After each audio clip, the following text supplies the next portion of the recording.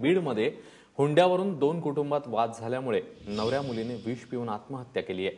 5 लाखांच्या हुंड्यासाठी हा वाद झालेला होता आणि त्यामधली ही घटना आहे। गोविंद शेळके आपल्या सोबत आहेत। गोविंद, कधीची ही घटना आहे, काय ताजे अपडेट्स आहेत? अश्विन, काल दुपारची ही घटना आहे। खरं तर 12वीच्या वर्गामध्ये शिकणाऱ्या एका मुलीचं गावातल्याच एका मुलाशी प्रेम प्रकरण होतं आणि त्यातून त्या दोन्ही कुटुंबांनी एकत्र बसून खरं तर हा विवाह जमवला होता।